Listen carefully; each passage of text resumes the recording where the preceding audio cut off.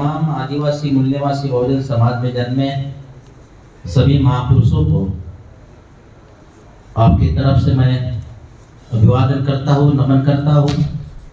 साथियों, राष्ट्रीय आदिवासी एकता परिषद एवं राष्ट्रीय आदिवासी कर्मचारी संघ का 14वां ये संयुक्त छत्तीसगढ़ राज्य अधिवेशन यह संपन्न हो रहा है। इस राज्य अधिवेशन के उद्घाटक, मुख्य अतिथि, मुख्य मार्गदर्शक, विशेष अतिथि, इस राज्य अधिवेशन के सभी वक्तागण, मंच पर उपस्थित सभी वक्ता, प्रमुख अतिथि और इस अधिवेशन को सुनने के लिए छत्तीसगढ़ राज्य से सभी जिलों से यहाँ पधारे सभी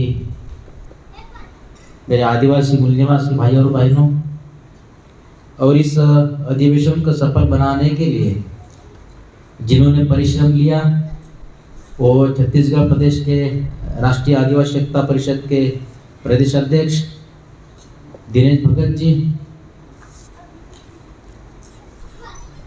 सुनील खड़को जी, भारत मुक्ति मोर्चा के छत्तीसगढ़ राज्य अध्यक्ष रूपनारायण एक्का जी, बीएमपी के प्रदेश अध्यक्ष छत्तीसगढ़ राज्य, ये तीनों भी आपके संभाग के नहीं है।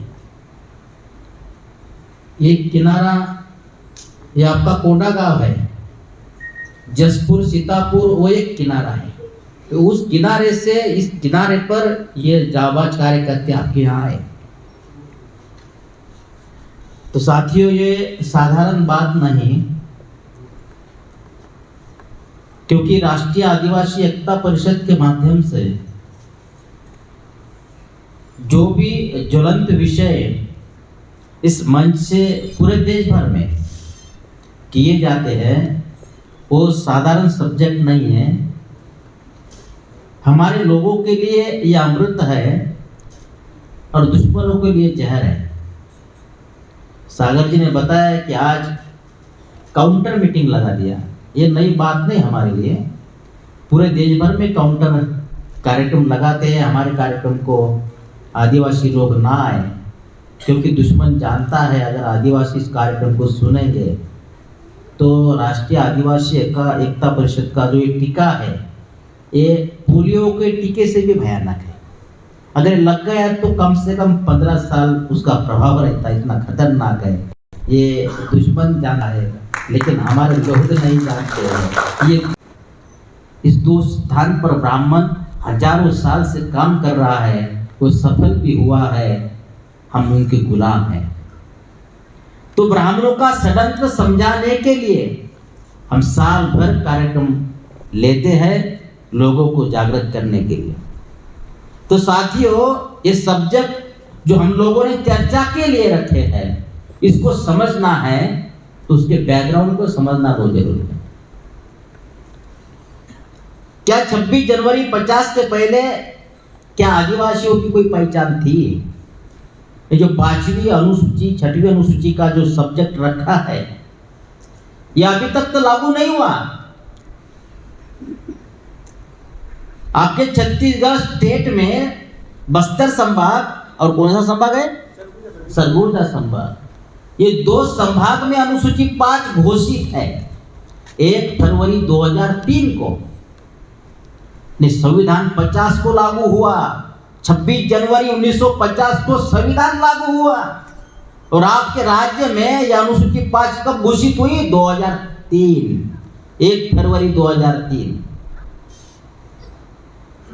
ये भी बात हमारे लोगों को पता नहीं है। अगर पता होती तो उन लोगों को सवाल तो पूछते कि ये हमारा केवल अधिकार नहीं है। अनुसूची 5 ये अधिकार नहीं है, विशेषाधिकार है। भारत के किसी भी अन्य जातियों को ये विशेषाधिकार नहीं मिले जो डॉक्टर बाबा साहब अम्बेडकर ने केवल आदिवासियों को दिया। भारत के किसी अन्य जातियों के विशेषाधिकार नहीं है। जैसा विशेषाधिकार संविधान में डॉक्टर अंबेडकर ने आदिवासियों के लिए दिया, वैसा अधिकार अन्य जातियों के लिए नहीं है। लेकिन आदिवासियों को ही पता नहीं है, तो ये अधिकार कैसे मिले? संविधान के बदौलत हमें जो अधिकार मिले वो कैसे मिले? जो संविधान लिखा गया उसकी निर्मिति कैसे हो गई? संविधान में क्या अधिकार है? इसको समझे बगैर जो चर्चा के लिए हम लोगों ने सब्जेक्ट लगाए हैं उसको समझ पाना मुश्किल है। साथियों, 26 जनवरी 1950 के पहले हमारी कोई पहचान नहीं थी, तो हमें पहचान मिली आर्टिकल 342 में, और जो पहचान मिली वो शेड्यूल ट्राइब के नाम पर। इस देश में आदिवासियों की 801 जनजातियां हैं, यानी 801 जनजाति के टुकड़े हैं। जो हम लोगों को पहचान मिली उसकी व्याख्या बनाई गई है। संविधान निर्माताओं के द्वारा कौन आदिवासी होगा उसकी व्याख्या बनाई। जो एजुकेशनली बैकवर्ड है, जो सोशली बैकवर्ड है, जिनके अंदर ट्राइबल ट्रेड के गुण है, जिनके अंदर डिस्टिंक्ट कल्चर है, और जिनमें टेरिटोरियल पोजीशन है। अब कितने लोगों को समझ में आया ये बात? जो मैंने शब्द आपको बताया कितने लोगों को समझ में आया? चलो, सोशली बैकवर्ड समझ में आया होगा, सामाजिक पिछड़ा, एजुकेशनली बैकवर्ड शैक्षणिक पिछड़ा, ये समझ में आया होगा। Territorial position, distinct culture, tribal trade, ये कितने लोगों को समझ में आया? मैं पूरे देश भर में घूमता हूँ, बहुत सारे आदिवासियों के लोगों को, नेताओं को भी बात करता हूँ, किसी को पता नहीं है ये क्या है। तो मुझे हैरानी होती है कि हम लोगों को जो शेड्यूल ट्राइब नाम की पहचान दिया है, तो मोहन भागवत जी के द्वारा हम लोगों को हिंदू बनाने का वो प्रयास क्यों किया जाता है? संविधान में हम लोगों को शेड्यूल ट्राइब कहा गया है, ना कि हिंदू। तो हैरानी होती है कि मोहन भागवत के द्वारा जो बयान दिया गया है कि आदिवासियों ने हिंदू लिखना चाहिए। डॉक्टर मोहन भागवत साधारण आदमी नहीं है, डॉक्टर आदमी है, पंडित आदमी है, बुद्धिमान व्यक्ति है, विद्वान व्यक्ति है। अब उसको ही समझ में नहीं आ रहा, ऐसा तो कहा नहीं जा सकता। शेड्यूल ट्राइब के नाम पर हम लोगों को संविधान में अलग पहचान दिया है, और वो लोग आदिवासियों को हिंदू बनाने के काम पर लगे हुए हैं। तो मैं एक बात मोहन भागवत जी को भी बताना चाहता हूं कि हाईकोर्ट सुप्रीम कोर्ट के 16 जजमेंट है, मैंने लाए यहाँ पर 16 जजमेंट है, ये 16 जजमेंट है। इसमें हाईकोर्ट सुप्रीम कोर्ट के 16 जजमेंट है, और कहते हैं वो 16 जजमेंट कि आदिवासी हिंदू नहीं है। जब हाईकोर्ट सुप्रीम कोर्ट के 16 जजमेंट कहते हैं आदिवासी हिंदू नहीं है, तो मोहन भागवत जी उसके ऊपर है क्या? कोर्ट के ऊपर है क्या मोहन भागवत जी?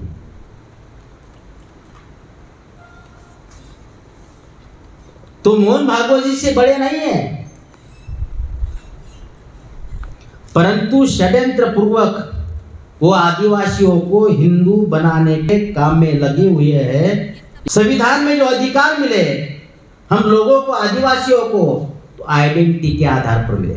आइडेंटिटी, और जो आइडेंटिटी है, जो पहचान है, ये पहचान ये हम लोगों को किस प्रकार मिली?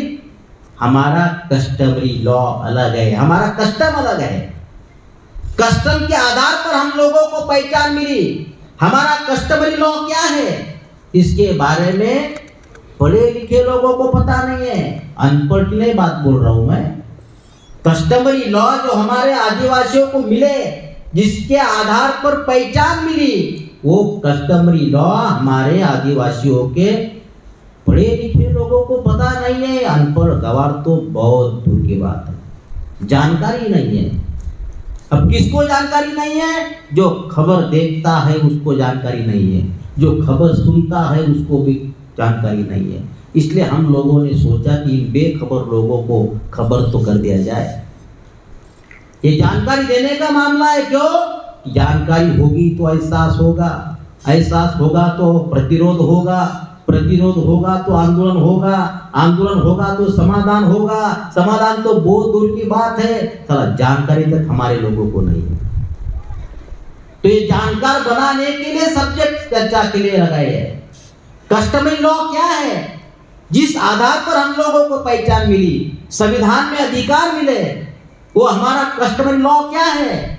कला, सभ्यता, संस्कृति, पहचान, रूढ़ी, परंपरा, आदिवासियों की जो कल्चर है, ये कल्चर अन्य जातियों से भिन्न है, अलग है, मेल नहीं खाता। इसलिए ये हमारे अलग कस्टम है, हमारे कस्टमरी लॉ है। आदिवासियों के अलग कस्टमरी लॉ है और इस पहचान के आधार पर आदिवासियों को संविधान में केवल अधिकार नहीं मिले, विशेषाधिकार मिले, जिसको अंग्रेजी में स्पेशल प्रिविलेज कहा जाता है। अब संविधान में कौन से अधिकार मिले? आर्टिकल 15(4), 16(4) में नौकरियों का अधिकार मिला, जो पहले नहीं था। 26 जनवरी 50 को पहले हमें तो कुत्ता भी नहीं पूछता था। संविधान लागू होने के बाद में जो जंगलों का आदिवासी था वो बंगलों में आ गया। संविधान लागू होने के बाद, उसके पहले नहीं था।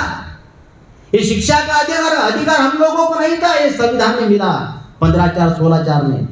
आर्टिकल 21, 335 में शिक्षा का अधिकार मिला, ये भी आदिवासियों का अधिकार नहीं था। आर्टिकल 275 में आदिवासियों को स्पेशल बजट का अधिकार मिला। ये स्पेशल बजट का अधिकार अन्य भारत के किसी भी जातियों को नहीं है। इसलिए तो हम कहते हैं कि आदिवासियों को स्पेशल प्रिविलेज जो दिए है डॉक्टर अंबेडकर ने। बात यह है कि जो अंबेडकर जिस जाति में पैदा हो गए, उनके जातियों को भी ये इतने बड़े अधिकार नहीं दिए, आदिवासियों को क्यों दिए? यह है सवाल। इसके बारे में हम लोगों ने सोचना चाहिए, चिंतन करना चाहिए, आदिवासियों को बताना चाहिए। बाबा साहब जिस जाति में पैदा हुए उस जाति के लोगों को भी इतने अधिकार नहीं दिए, आदिवासियों को क्यों दिए? क्योंकि बाबा साहब के दिमाग में वो पारिकुपा लिंगों का आंदोलन था। बाबा साहब के दिमाग में धरती की आबा जननायक बिरसा मुंडा का जल जंगल जमीन का आंदोलन था, वो उनके दिमाग में था। वो संविधान में उन लोगों ने लागू कर दिया, बाबा साहब ने लागू कर दिया। आर्टिकल 330, 332 में सरपंच से लेकर एमएलए, एमपी, प्रधानमंत्री बनने का अधिकार दिया। और आर्टिकल 342 में आदिवासियों को पहचान मिली, और पहचान मिलने के बाद में मौलिक अधिकार, विशेषाधिकार आदिवासियों को बहाल किए गए। और आर्टिकल 244(1), ये क्या है इसमें? अनुसूची 5 स्वायत्त शासन का अधिकार। आर्टिकल 244(2) में अनुसूची 6, 6वीं अनुसूची मालकियत का अधिकार, मतलब जल जंगल जमीन का मालिक आदिवासी होगा। 5वीं अनुसूची में एक मौलिक बात लिखी हुई है धारा 5(2) में कि आदिवासी की जमीन गैर आदिवासी नहीं खरीद सकता। अगर आदिवासियों की जमीन गैर आदिवासी नहीं खरीद सकता, यह अनुसूची 5 अगर लागू होती तो क्या होता? ये आपका जो बस्तर जिला, बस्तर संभाग है, और जो अपना हसदेव जंगल काटने का काम किया है वो कौन से संभाग में? सरगुजा संभाग में। दोनों भी संभाग अनुसूची 5 घोषित है, लागू नहीं कर दिए। अगर लागू कर दिए होते तो जंगल कटता क्या? हसदेव का जंगल नहीं कटता। आदिवासी लोगों ने विरोध करने के बावजूद भी 5 लाख से ज्यादा पेड़ काटे गए सरगुजा के, अपने हसदेव जंगल के। आदिवासियों ने विरोध करने के बावजूद भी ऐसा क्यों हुआ? क्योंकि आदिवासियों को मिले हुए जो विशेषाधिकार था, अनुसूची 5 का जो अधिकार था वो लागू ही नहीं किया। घोषित तो 1950 को है, लेकिन अभी तक लागू नहीं किया। लागू करने के लिए कोई कानून नहीं बनाया, इसलिए हमारी समस्या है। धारा 5(2) का एक खुल्ला उल्लंघन है, लेकिन हमारे लोगों को पता होता तो आंदोलन करते। अगर संविधान में इस प्रकार का अधिकार है, इसका वो ब्राह्मण जो लोग हैं, शासक जाति के लोग हैं, ये खुल्ला उसका उल्लंघन कर रहे हैं, ये बात लोगों को पता होती तो हमारी जो लड़ाई है वो लड़ाई हमारी सही दिशा में नहीं चलती है, इसलिए हमें कुछ मिलता नहीं है। जब आदिवासी की जमीन गैर आदिवासी ले नहीं सकता तो आरएसएस के लोगों ने प्लान बनाया। आरएसएस के लोगों ने एक प्लान बनाया कि जल जंगल जमीन आदिवासियों से लेने का। कैसे लेने का? जोर जबरदस्ती से लेने का। क्यों? आदिवासियों की जो जमीन है वो छीनने का काम आरएसएस के लोगों ने किया, उसका प्लान बनाया। क्यों? उसका मौलिक कारण है कि 89 प्रकार के जो धातु है वो जमीन के अंदर है। आपका जो संभाग है ना, आपके संभाग या जो जमीन है, इसके जमीन के नीचे हीरा है, सोना भी है, कोयला भी है। ऐसे 89 प्रकार के मौल्यवान धातु है जिस जमीन पर आप रहते हो, उस जमीन के अंदर है। और संविधान कहता है कि उस जमीन का मालिक आदिवासी है। अनुसूची 6 का अधिकार है, जल जंगल जमीन का मालकियत का अधिकार आदिवासियों को होगा। अगर ये अधिकार है तो उस जमीन के अंदर 89 प्रकार की जो मौल्यवान धातु है, वो मौल्यवान धातु छीनने का काम, उसका प्लान आरएसएस ने बनाया। अगर वो छीनना है, वैसे तो छीन नहीं सकते, अगर वो छीनना है तो आदिवासियों को गैर आदिवासी बनाना होगा। ये बहुत क्रिटिकल बात है, हमारे लोगों को समझ में नहीं आती। आदिवासी की जमीन कोई छीन नहीं सकता, ये सभी लोगों को पता है। अगर छीन नहीं सकता, छीनना है तो क्या करना होगा? आदिवासियों को गैर आदिवासी बनाना होगा। उसके बाद उसकी पहचान खत्म करनी होगी। उसकी पहचान खत्म करने के लिए उसको हिंदू बनाना होगा। हिंदू का शब्द प्रयोग किया जा रहा है और आदिवासियों ने हिंदू लिखना चाहिए गिनती में, जनगणना में, ऐसा 2021 में बयान दिया था मोहन भागवत जी ने। और बहुत सारे आदिवासी के लोग उनके चंगुल में फंस गए। एनपीआर में नेशनल पॉपुलेशन ऑफ रजिस्टर, मतलब जनगणना में किसी ने भी हिंदू नहीं लिखना चाहिए, ऐसा हम लोगों ने तब आंदोलन चलाया। और आरएसएस के लोगों ने आंदोलन चलाया गिनती में। आदिवासियों ने क्या लिखना चाहिए? हिंदू लिखना चाहिए। तो जब हिंदू लिखा जाएगा तब क्या होगा? आपकी पहचान अपने आप खत्म हो जाएगी। आपकी पहचान खत्म करने के लिए उनको आपको मारने का काम नहीं है। आपको हिंदू बनाओ, आपकी पहचान खत्म हो जाएगी। अब जब पहचान ही समाप्त हो जाएगी तो संविधान में मिले हुए जो अधिकार है वो अपने आप नल एंड वाइड, मतलब उसको शून्य घोषित किया जाता है। ऐसा ब्राह्मणों ने प्लान बनाया। केवल हिंदू, ये जो शब्द है बहुत खतरनाक है, क्योंकि हिंदू ये तो हमारा धर्म नहीं है। हिंदू यहाँ के मूल निवासी लोगों का भी धर्म नहीं है, ये तो मुसलमानों के द्वारा दी हुई गाली है। समस्त मूल निवासी बहुजन समाज के लोगों को, जो आक्रांता लोग भारत में आए थे, उन लोगों ने गाली दिया, हिंदू नाम की गाली दिया। अगर ये है गाली तो हमारे गले में क्यों डाली? अगर ये है गाली तो हमारे गले में क्यों डाली? इस षड्यंत्र को जानना और समझना बहुत जरूरी है। तो इस प्रकार संवैधानिक अधिकार हमारे खत्म हो जाएंगे। अगर ये खत्म हो जाएंगे तो reservation in education, reservation in promotion, reservation in politics अपने आप खत्म हो जाएंगे। ये खत्म करने का काम ही नहीं है। केवल हिंदू शब्द ही आपके डॉक्यूमेंट्स पर आ गया, उस दिन आपके सभी के सभी संवैधानिक अधिकार खत्म हो जाएंगे। आरक्षण, ये सारे मूलभूत अधिकार खत्म हो जाएंगे, समाप्त हो जाएंगे। मतलब हिंदू शब्द लेने से अगर ये सारा सत्यानाश होगा, क्या इसके बारे में हमारे लोगों को पता है? कुछ भी पता है? अगर पता ही नहीं है, दुश्मन के बारे में ही पता नहीं है, तो दुश्मनों के खिलाफ लड़ाई कैसे लड़ोगे? हमारी औकात आपस में लड़ाई करने की है। हमारे लोगों को दुश्मन के बारे में पता नहीं है। जिस दिन दुश्मन के बारे में पता चल जाएगा, उस दिन हम इस देश के शासक बनेंगे। दूसरी बात, आरएसएस के लोग जो है आदिवासियों को गैर आदिवासी बनाने के काम में लगे हुए। क्यों? अगर आदिवासी गैर आदिवासी बन गया तो क्या होगा? संविधान में आदिवासियों को जो अधिकार मिला, स्वायत्त शासन का अधिकार मिला, वो स्वायत्त शासन का अधिकार खत्म किया जा सकता है। कब? जब आदिवासी गैर आदिवासी में तब्दील हो जाएगा और आदिवासियों की जल जंगल जमीन, ये जो अधिकार दिया हुआ है, उससे भी आप लोगों को वंचित किया जाएगा। और आदिवासियों का जो शेड्यूल एरिया है, वो शेड्यूल एरिया भी नॉन शेड्यूल एरिया में तब्दील हो जाएगा। उसको घोषित किया जाएगा कि अब ये शेड्यूल एरिया नहीं है।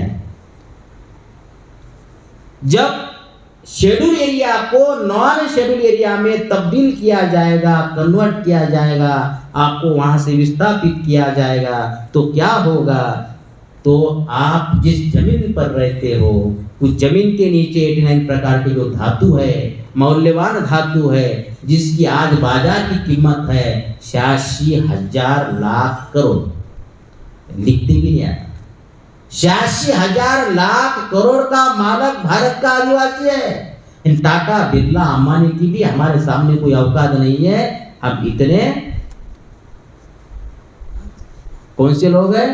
पैसे वाले अमीर लोग हैं। भारत का सबसे बड़ा अमीर आदमी कौन है? तो वर्तमान में आदिवासी है, लेकिन भिखारी। वो क्यों? पता ही नहीं है। अधिकार के बारे में पता नहीं है। अधिकार तो लेना पड़ता ना, कोई देगा थोड़ी। 27,000 कंपनियां भारत में दस्तक दे रही है, जो विदेशी कंपनियां हैं। अब जब ये कंपनियां भारत में आ रही है, तो उस कंपनी को क्या चाहिए? जमीन चाहिए, पानी चाहिए। और पानी और जमीन कहाँ है? सारे के सारे आदिवासी के एरिया में है। इसलिए आदिवासियों की जल जंगल जमीन वो छीनना चाहते हैं, आदिवासियों को बेदखल करना चाहते हैं। इसलिए उनकी पहचान खत्म करने का ये जो मामला पूरे देश भर में चालू है, ये पहचान से जुड़ा ये मामला है साथियों। पहचान बचेगी, बरकरार रहेगी, तो अधिकार बचेंगे, बरकरार रहेंगे। 13 फरवरी 2019 को सुप्रीम कोर्ट ने जजमेंट दिया। क्या जजमेंट दिया? 10 राज्यों के 10-11 लाख आदिवासियों को जल जंगल जमीन खाली करवाने का आदेश दिया। ये सारा षड्यंत्र आदिवासियों के विरोध में चल रहा है। इस संदर्भ में हम लोग पूरे देश भर में जागृति का अभियान, जन जागरण का कार्यक्रम पूरे देश भर में हम कर रहे हैं। इसलिए हम आप लोगों को अपील कर रहे हैं कि इसके बारे में अगर आप जानकार ही नहीं बन जाओगे, तो आपका अधिकार आप वापस कैसे ले लेंगे? तो पूरे देश भर में जो शासक जाति के लोग हैं, वो एक स्लोगन लगा रहे हैं, विकास विकास विकास। ये जो विकास है, इस विकास को हम लोगों को समझना बहुत जरूरी है। क्योंकि अनुसूची 5 और 6 जो सब्जेक्ट लगाए हैं, उसको समझने के लिए जो बैकग्राउंड मैं आप लोगों को बता रहा हूँ, ये समझ में आया तो बहुत सारी बातें समझ में आएगी। तो ये जो विकास है, विकास को समझना बहुत जरूरी है। इसे समझने के लिए मैं बैकग्राउंड में एक हिस्ट्री का एक किस्सा आप लोगों को बताना चाहता हूँ। इतिहास का एक किस्सा जो है बहुत महत्वपूर्ण किस्सा है। 1945 को डॉक्टर बाबा साहब अम्बेडकर, इन्होंने एक किताब लिखा, what Congress and Gandhi have done to the untouchables. किताब का नाम अंग्रेजी में है अछूत और कांग्रेस ने, गांधी ने अछूतों के साथ क्या व्यवहार किया, तो इसमें एक चैप्टर दिया हुआ है इस किताब में, सम क्वेश्चंस फॉर फॉरेनर, विदेशियों से कुछ सवाल। उसमें डॉक्टर बाबा साहब अम्बेडकर ने अमेरिका और यूरोप के लोगों को, जो यूके के विरोधी थे, जो लोग इंग्लैंड के विरोधी थे, जो लोग गांधी और कांग्रेस के आजादी के आंदोलन का समर्थन कर रहे थे, तो बाबा साहब ने उन लोगों को सवाल पूछा। गांधी और कांग्रेस के आंदोलन का जो लोग समर्थन कर रहे थे, उन लोगों का बाबा साहब ने सवाल पूछा। सवाल भी अंग्रेजी में उठाया। क्या सवाल था कि गांधी और कांग्रेस ये कहती है कि हम देश की आजादी के लिए लड़ रहे हैं। कांग्रेस और गांधी ये कहती है कि हम देश की आजादी के लिए लड़ रहे हैं, फ्रीडम ऑफ द कंट्री, देश की आजादी, देश की आजादी के लिए लड़ रहे हैं। तो बाबा साहब ने अमेरिका और यूरोप के लोगों को जो समर्थन कर रहे थे गांधी और कांग्रेस का, तो उनको पूछा कि जो देश की आजादी के लिए लड़ रहे हैं, देश, उनको सवाल तो पूछो। जो देश की आजादी के लिए लड़ाई लड़ रहे हैं, उन लोगों को सवाल तो पूछो कि आपका आजादी का आंदोलन ये देश की आजादी का आंदोलन है या देश में रहने वाले लोगों की आजादी का आंदोलन है। फ्रीडम ऑफ द कंट्री, आपका देश, आपका आजादी का आंदोलन एक फ्रीडम ऑफ द कंट्री का आंदोलन है या freedom of the people of the country का आंदोलन है। देश की आजादी का आंदोलन है या देश में रहने वाले आजादी का आंदोलन है। ये बाबा साहब दोनों में अंतर समझते थे। तो 1945 को बाबा साहब ने सवाल अमेरिका और यूरोप के लोगों को पूछा, तो ये सिद्ध हो गया है कि आजादी का ये 77वां साल चल रहा है, ये देश की आजादी के लिए लड़ाई थी, देश में रहने वाले लोगों के लिए आजादी की लिए लड़ाई नहीं थी। ये प्रमाणित हो गया, ये सिद्ध हो गया। जिन्होंने आजादी के नाम पर हमें बेवकूफ बनाया, गधा बनाया, बुड़बक बनाया, उन लोगों ने फिर दूसरा स्लोगन दिया। आजादी के नाम पर जिन लोगों ने हम लोगों को गधा बनाया, उन लोगों ने अभी दूसरा स्लोगन दिया। कौन सा स्लोगन दिया? Development of the country. समझ रहे हो ना? Development of the country. अभी जो वर्तमान रूलर है, उन लोगों ने, जिन्होंने उस समय हमारे लोगों के साथ धोखाधड़ी किया, उन लोगों ने एक नया स्लोगन दिया, नया नारा लगाया। नारा क्या है? Development of the country. उस समय क्या कहा था? Freedom of the country. अब क्या कह रहे हैं? Development of the country. देश के विकास का कार्यक्रम चल रहा है और ये जो राष्ट्रीय आदिवासी एकता परिषद के जो लोग हैं, ये देश के विकास का विरोध कर रहे हैं। ये देश भगत नहीं है, ये देशद्रोही है। शासक जाति के लोग हमारे ऊपर इस प्रकार की बातें करते हैं। तो हमारा सवाल है उन लोगों को ये डेवलप कराने के लिए, शिक्षा, नौकरी, राजनीति में मिला जो आरक्षण है वो अपने आप खत्म हो जाएगा। ये डिलिस्टिंग का कानून बन जाता है। तो आदिवासी क्षेत्र के लिए अन्य कानून एवं जो विशेष अधिकार है वो निष्प्रभावी होंगे। कब? डिलिस्टिंग का कानून अगर लागू होता है तो। अगर आदिवासियों की घुसपैठ आदिवासी के इलाके में हो जाएगी तो आदिवासियों के महिला पर अब हो गए ना अत्याचार। कहाँ? हाँ, मणिपुर अभी होगा, आपकी तरफ भी हो गया ना, एमपी में भी हो गया। मणिपुर, यानी मणिपुर की जो घटनाएं हैं, ऐसी घटनाएं पूरे भारत में होगी।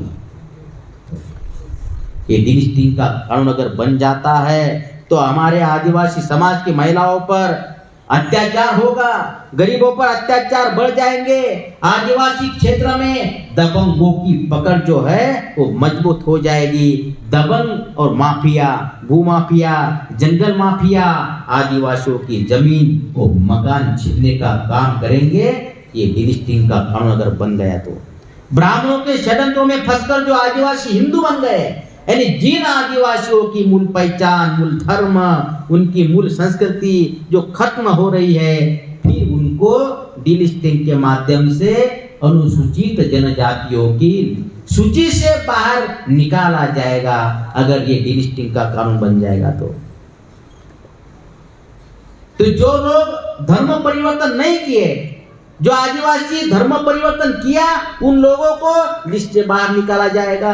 जिन लोगों ने नहीं किया उनको हिंदू के नाम पर गुलाम बनाया जाएगा। अब क्योंकि आदिवासी हिंदू नहीं है, ब्राह्मण जबरन आदिवासियों को हिंदू बनाकर उनका सत्यानाश करना चाहते हैं। आदिवासी हिंदू होते तो आरएसएस के ब्राह्मण आदिवासियों को हिंदू बनाने के लिए अभियान तो नहीं चलाते। अगर हम आदिवासी हिंदू होते तो उनको अभियान चलाने का लिए क्या दिक्कत, क्या काम था? ब्राह्मणों ने भारत के आम लोगों को गुमराह करने के लिए नए तरीके इजाद किए हैं। कैसे? जैसे मस्जिदों में शिवलिंग, मस्जिदों के स्पीकर हटाना, डीलिस्टिंग के माध्यम से आदिवासियों को आपस में लड़ाना, सिखों के, बुद्धिस्ट के, अन्य लोगों के विरोध में षड्यंत्र करके किसी भी स्थिति में 2024 का जो चुनाव उन लोगों ने जीता, वो जीतने का उनका मंसूबा था, जीत लिया है। और बाबा साहब आम्बेडकर का दिया हुआ संविधान बदलना चाहते हैं। 127 पंथों के लोगों ने, जिसका वो चेयरमैन एक ब्राह्मण है, शायद डॉक्टर कांत, उसको चेयरमैन बनाया और उन्होंने उनका संविधान तैयार करने का काम शुरू कर दिया 2022 में लॉकडाउन में, और लॉकडाउन में चालू कर दिया और उसका इम्प्लीमेंटेशन शुरू है। मनुस्मृति लागू हो गई है, संविधान खत्म हो रहा है ऐसी बात नहीं, खत्म हो चुका है।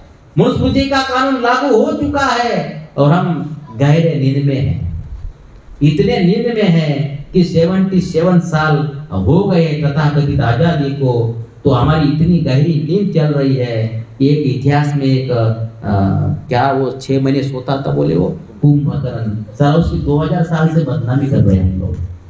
2000 साल से उसकी बदनामी कर रहे हैं। क्या बदनामी कर रहे हैं? 6 महीने सोता था कुंभकर्ण, 6 महीने कुंभकर्ण सोता था। अरे एक दिन जगता था वो बताने के लिए मैं मरा नहीं हूं, जिंदा हूं, बताने के लिए उठा था एक दिन। साला यह हमारा अधिकार खत्म हो गया है, संविधान खत्म हो गया है, मनुस्मृति लागू हो गई है। पता ही नहीं है हम कितनी नींद लिए। 77 ईयर्स, 77 साल हो गए, वो केवल 6 महीने सोता था। 2000 साल से बदनामी कर रहे हैं। सर हम 77 साल सोए हुए हैं, इसका मतलब हम कुंभकर्ण के रिश्ते में दादा परदादा लगते हैं। ऐसी बात है ना।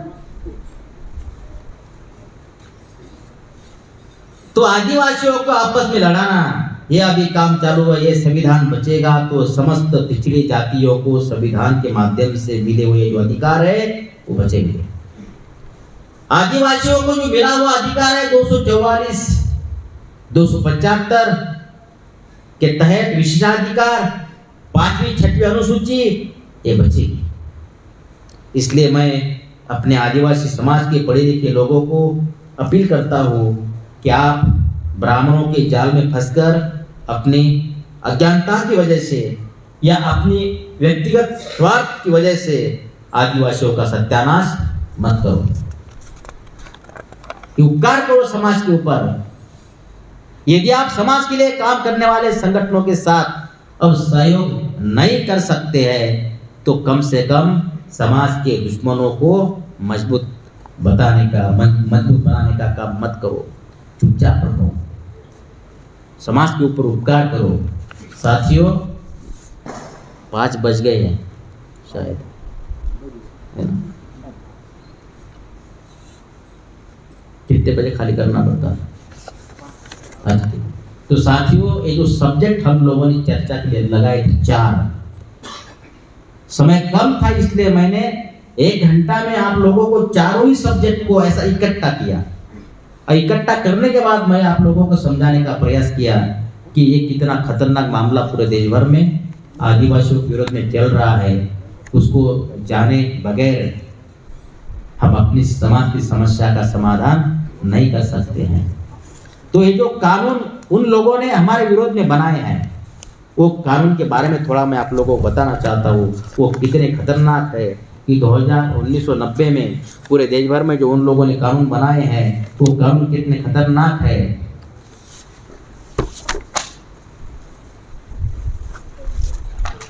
जम जम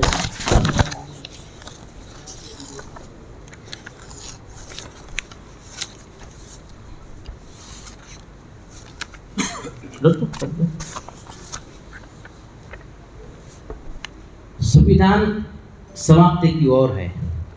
संविधान को हाथ लगा नहीं सकते। जब हमारे लोगों ने बड़े बड़े सभाएं किया और ऐसे मन से भाषण किया, क्या भाषण किया? संविधान को हाथ तो लगा के देखो, हाथ काट डालेंगे। बाबा को मानने वाले लोगों ने बड़ी बड़ी सभाएं लिया और बड़ी बड़ी सभाएं लेते वक्त कहा ऐसे ही मन से कि संविधान को हाथ तो लगा के देखो, हाथ काट डालेंगे। अब जिस संविधान के अंदर ओबीसी के लिए हक अधिकार है उसने दूर से ही सुना, खतरनाक है हाथ लगाना, बोलते हाथ ही काट डालेंगे। पढ़ा ही नहीं संविधान, देखा भी नहीं, आदिवासी तो बहुत दूर की बात है। तो संविधान समाप्ति की ओर है। तो ये हमारे लोगों ने जो भाषण दिया, सभाएं किया, हमारे लोगों ने नहीं सुना, सुना ब्राह्मणों ने और सोचा उन लोगों ने कि संविधान को हाथ नहीं लगाएंगे लेकिन संविधान जरूर खत्म करेंगे। तो संविधान खत्म करने के लिए उन्होंने बहुत खतरनाक कानून बनाया। 1990 में उन लोगों ने कानून बनाया एलपीजी, लिबरलाइजेशन, प्राइवेटाइजेशन, ग्लोबलाइजेशन। ये संविधान खत्म करने का कानून है। नौकरियां केवल खत्म करने का कानून नहीं है, ये संविधान खत्म करने का कानून है। 2005 में सेज लाया हमारी जमीनें छीनने के लिए। एसएटी लाया, टाउनशिप का जो एक कानून है, आपको पता भी नहीं है। एसईटी, ये टाउनशिप का जो कानून है एक खत्म करने के लिए। एसीएम, माइनिंग, अब माइनिंग एरिया हमारी इधर है, ये माइनिंग खत्म करने के लिए उन्होंने कानून बनाया। एसईएम, ये 2005 में कानून बनाया। ये केवल कानून नहीं है, ये संविधान खत्म करके मनुस्मृति को प्रस्तावित करने के लिए कानून है। 2009 में आरटीए लाया, राइट टू एजुकेशन, शिक्षा का अधिकार। अरे शिक्षा का अधिकार तो पहले ही संविधान में था, उसको तोड़ मरोड़ करके ब्राह्मणों ने 2009 में एक नया कानून बनाया, आरटीई। ये आरटीई शिक्षा और टीचर लोगों को समाप्त करने का कानून था, वो बनाया। 2010 में सीईए, क्लिनिकल इस्टेब्लिशमेंट एक्ट, ताकि हमारे समाज में डॉक्टर पैदा ना हो, उसके लिए उन लोगों ने कानून बनाया। सीईए मतलब क्लिनिकल इस्टेब्लिशमेंट एक्ट। 2012 में उन लोगों ने कानून बनाया संविधान खत्म करने के लिए, फॉरेन डायरेक्ट इन्वेस्टमेंट। फिर बनाया एलबीटी, लोकल बॉडी टैक्स। ये बहुत ही खतरनाक कानून है। ये अब समय हमारे पास नहीं है विस्तार करने के लिए। 2013 में भूमि अधिग्रहण कानून की चर्चा शुरू कर दिया और 2014 में भूमि अधिग्रहण कानून उन लोगों ने लागू कर दिया। जब ये लागू कर दिया तब से हमारे जमीनें सबसे ज्यादा छीनने का काम शुरू हो गया। क्यों? क्योंकि 2014 में ये भूमि अधिग्रहण कानून उन लोगों ने पास कर दिया। 2015 में रिजर्वेशन समाप्त होना चाहिए और संविधान खत्म करने की बात मोहन भागवत ने कही। 2016 में यूनिफॉर्म सिविल कोड लाया, ये तो बहुत खतरनाक कानून है यूसीसी। फिर से उसको वो लागू करने का काम शुरू कर सकते हैं यूसीसी। 2017 में ट्रिपल तलाक, इसके दायरे में जो मुस्लिम पर्सनल लॉ है उसके दायरे में उन लोगों ने एंट्री किया।